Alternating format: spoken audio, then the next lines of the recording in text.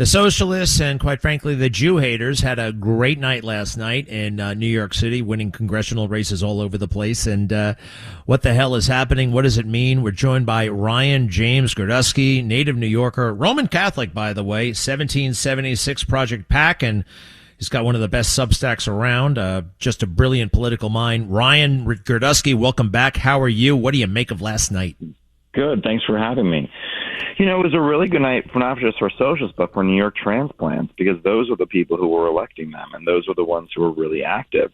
You know, these results weren't humongous. It wasn't like the Mamdani primary where there were unbelievable numbers of people coming out. It was not a hugely high turnout election, but it was also very high, though, among recent people coming to New York who are transplants. And they have to justify the reason that they're in this city, which is because of Michael Bloomberg, because of Rudy Giuliani, because of the New Yorkers who built this place, and they resent them, possibly because they resent their own fathers and they resent everything else in America. However, they have to justify why they're here, and they are here, and that's why they vote in socialists. By the way, none of the people who won last night, not a single one, were born in New York, raised in New York, have lived, most of them have not even lived in New York for a decade, and they are the ones now representing New York, which is very interesting. That is interesting, and your kind of psychoanalysis of it all is also kind of fascinating. I want to put it in a little bit of perspective, I guess. So how many socialists do we now have in Congress? Technically, I think, these guys have got to go through the general, but that's kind of a fait accompli. So we're going to go from 2 socialists in Congress to 4. Now, by that, it doesn't really potentially mean all that, but it does mean all that. But tell us how it means all that. We already have 2 that just got elected in New Jersey in special elections. So we're actually going to go from 2 to 7. So it will be, still a low amount, but yes, still we'll have more than we used to have. And it's going to pull. These people are big mouths, and they've got a lot of status, and they got a cool factor. And I believe they intimidate people like Schumer and Hakeem Jeffries, and you got Bernie Sanders on their side. So they're going to pull the party even further to the left, right? Well, because everyone lives in fear of them. I mean, the only thing that probably prevented Hakeem Jeffries from getting a primary challenge was Mamdani telling everyone not to run against him. But if they chose to challenge him, who knows if they would have won. Grace Meng, who is a fairly liberal Asian Democrat in Queens, New York, she only won her primary by 15 points against a no-name. That's how active the left was even in her own district. And the problem is, as sensible people continually leave the Democratic Party because it's nuts, the ones who are left are the DSA. They are in full control because they're the last man standing at the insane asylum. So what? All right, a couple of things. The people who are still there, the Schumers of the world, right? I sense that they will go crazy, like on purpose. They're gonna adopt these positions as their own before they would leave. They see the writing on the wall. They want to keep power. They want power more than they want to help. So my question is, do you think more of that's going to happen, or the DSA is just going to marginalize itself and all the sane people are going to leave? Well, I don't think there's anything Schumer could do to win them over. I don't think there's anything Schumer could do to win them over. I think that Schumer's fate is basically being written right now. Maybe on a statewide level, maybe Schumer can have some chance of surviving if you add in Long Island and a lot of the Orthodox Jews in Rockland County and Staten Island. Maybe Schumer could have a chance, but I doubt it. At the same exact day, I think Schumer's basically done for. If you look at what the DSA actually believes in, more than just housing for all, more than just freeing criminals from jail and abolishing the police, and of course Gaza, because Gaza, everything has to do with Gaza at all times, day or night, what they actually came out in their platform recently is even crazier than that. Their other positions are to abolish the Supreme Court and the presidency and put it under purview of Congress. And by Congress, they also want to abolish the Senate. Abolishing the Electoral College has also been around for quite some time. They want to abolish the idea of billionaires and take all their wealth and take their assets, increase taxes on people who make more than, I think it's $2 million a year, over 80%. They want extreme levels of wealth confiscation and private property confiscation, and of course every kind of DEI anti-white policy under the sun. What the media has covered them talking about is really more of their moderate positions and not the far left positions that are also in the grouping of all their radical beliefs. Say that last part again. I don't understand. The media, what did the media miss? The media or what has been focusing a lot on the issues of Gaza, for example, which has broad support in the Democratic Party. They haven't talked about the fact that they have put out papers saying, we need to abolish the Senate. That's been one of the DSA's main positions for quite some time. They haven't ridiculed these people yet as being left-wing, nonsensical lunatics. And that's what they deserve to be mocked as. And with that, I guess I keep hearing, well, this is potentially an advantage to Republicans going into the midterms. I think it's a high-risk advantage, if it's an advantage. Is it an advantage, run against these maniacs and hold the Senate, hold the House? Definitely paint them as but remember, this is going far beyond New York City. They have DSA members who won primaries in Montana. They've got DSA members who won primaries in the Midwest. They're having a DSA primary. DSA won Grand Platter in Maine, and a DSA candidate is running U.S. Senate in Michigan right now. El Sayed is his last name. They have far left DSA candidates running all over the place.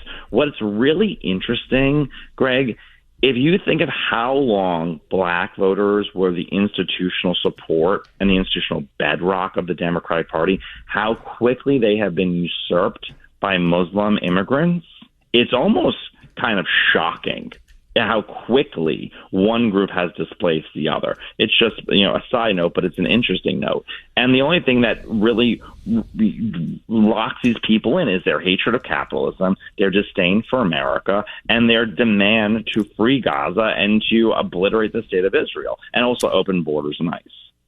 And there are great people like you and some content creators out there and strategists like yourself, but I don't think that there are all that many. Well, there's Brandon Gill, but you got a lot of John Thunes. You got a lot of people who are not really comfortable making this, aggressive yet true argument that you're and raising the alarm.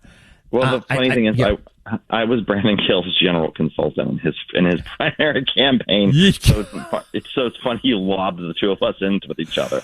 Yeah. Well, spot on, right? I mean, yeah.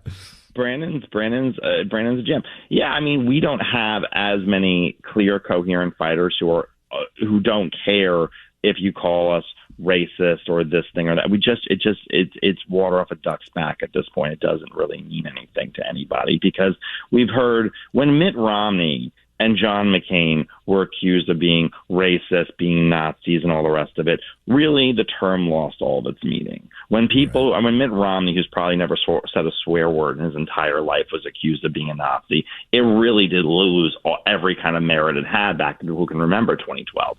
So I think that it is a time for Republicans to be fearless, but also it's a time as Trump starts exiting the White House, and he still has another 2 years left, but as his time in office starts dwindling, to say what do we want now? What does our future hold? What are we going to actually try to achieve going forward in the next decade or so? Because the 2030 decade, with redistricting the way it's going, the way people leaving California, leaving New York, leaving Illinois, and moving to Texas and Florida, we could win the presidency every year in the 2030s if we just hold North Carolina, Ohio, Florida, Arizona, and Texas and Georgia.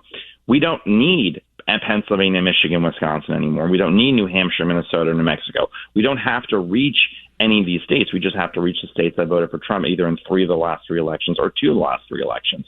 So winning the White House becomes much easier, but having something to really campaign on is what they have a clear, coherent, tangible set of policies that people can understand, even if they're wackadoodle leftists and they're nuts. They're tangible. What is our counter? Well, how about strong borders, not getting into dopey wars and losing them? Free enterprise, capitalism is okay. I think they're good. I think our messaging, we can handle the messaging. A lot of people talk about messaging and they don't talk about. No, I understand messaging is important, but sometimes everybody tangible. Building a wall is tangible. Everyone knows what you mean. When you say free markets, not everyone knows what that means. Believe it or not. It kind of seems esoteric. It can seem far out. You have to make it tangible. You have to say, I want to get every kid who goes to 8th grade to read and do math at an 8th grade level, which is what Mississippi and Louisiana are doing right now with their education reform. You have to say, I want to get the GDP per capita raised as fast as the overall GDP. So everyone raises together. You have to make things easy to understand for people, because everyone's busy. They don't have time to do this. They have to, look at TikTok while they're trying to ignore their children destroying their house. They don't have the time to read policy papers. They have to, Life in America. Oh boy. No, I listen, something else. I'd love to get your take on this. And it's a growing concern of mine that conservative media, and I love conservative media, right? I'm in conservative media, but too many people in conservative media are just reactive and very kind of complaint-oriented about dominant media. Why didn't the New York Times say this? Why didn't they do that? And I'll point this out, and I'm going to do a little of that myself. Dr. Fauci and this amazing information and the documentation from Tulsi Gabbard, it wasn't even covered by Fox News. It wasn't even covered by Fox News Sunday, their signature news program.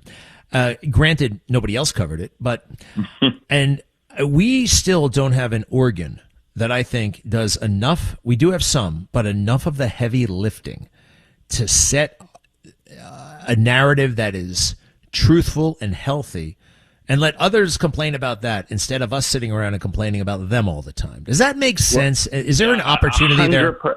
I will tell you right now, so my nonprofit, the 1776 Project Foundation, we're suing LA Unified for racial discrimination against white students, and the DOJ is siding with us, and the ACLU is siding with LA, and it's a major lawsuit. The New York Times covered it. Not a single right-wing outlet covered it, except for the New York Post. I give them credit. Aside from them, no one else would cover it. And when I reached out to one of the hosts in specific, a big name that you would know, I said, can you cover this?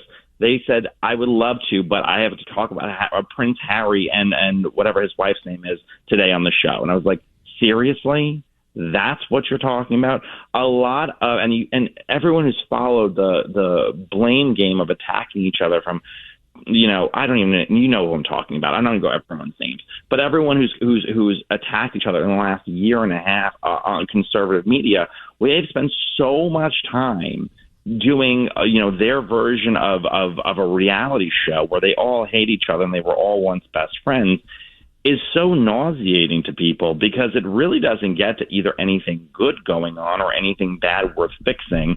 And you lose people's interest after a while. There's only so much of high school that I can still take at this point in my life. And that's really what a lot of conservative media has boiled themselves down to. Yeah, no, it's got to be fixed. I've got some thoughts on that for another time. And, the left, they never do it. They never do it until they decide to do it. And then they get rid of somebody like Swalwell or Cuomo. Or, once they get permission, then they do it quickly. And they're never heard from again. It's not this long, dragged out, it's a quick homicide. It's not a long, dragged out, a torturous murder like the way the right does it. Yeah, no, it's, amazing times. Ryan Gradowski, we appreciate it. Where can people find your work and support what you're doing? You can go to my podcast, the Numbers Game Podcast. It is on the Clay and Buck Network, and you can also check me out on Twitter at Ryan Gradowski. Clay and Buck, who the hell are those guys? I'm only kidding. Ryan Gradowski, good luck, and we thank you very, very much. Thank you.